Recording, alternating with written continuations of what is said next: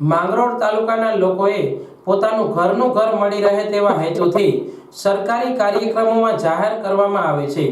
ત્યારે માંગરોળમાં આવનાર દિવસોમાં ગરીબોને ઘરનું ઘર સાકાર કરતો કાર્યક્રમ યોજાશે અને મોટી સંખ્યામાં ગરીબોને આનો લાભ મળશે। સાથે સાથે જેને બીપીએલ યોજના હેઠળ મકાનો બનાવ્યા છે તેઓને તેમનું મકાન આપવામાં આવે તેવો કાર્યક્રમ યોજાશે। જ્યારે અહીં હજારોની સંખ્યામાં ગરીબોને કીટ સહિતના અનેક કાર્યક્રમો યોજાનાર છે।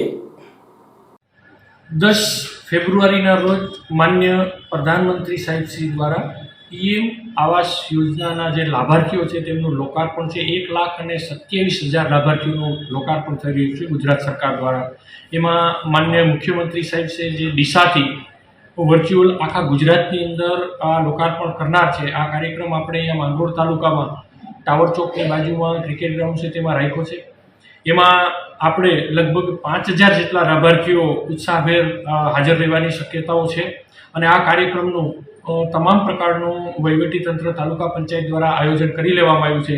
એમની હેલ્થની કીટ અને આરોગ્યની ટીમ એના આરોગ્યમાં કોઈ પણ પ્રકારની એમને તકલીફ ન પડે એના માટે પાણી, ફૂડ પેકેટની વ્યવસ્થા, ફાયર સેફ્ટીની સાધનો અને કાયદો અને વ્યવસ્થા માટે આપણે પાર્કિંગ અને પોલીસ ડિપાર્ટમેન્ટ દ્વારા આ તમામ તૈયારીઓ કરી લીધી છે અને લાભાર્થીઓને મને સ્ટેજ ઉપરથી જેને લાભ આપવાનો છે એ લોકોને પણ અમે આઈડેન્ટિફાઈ કરી લીધા છે અને લોકલ લેવલે અહીંના જે પદાધિકારીઓ છે એ પદાધિકારી મિત્રો સાથે પણ આજે મિટિંગ થઈ ગયેલી છે।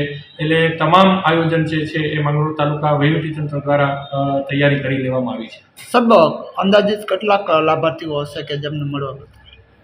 આપણા તાલુકામાં અમે જે યાદી બનાવી છે તો 1100 આપણા છે, 1100 માળિયાના છે અને હજુ પણ જે લોકોએ લાભ લઈ લીધો છે એ લોકો પણ આવવા માગે છે।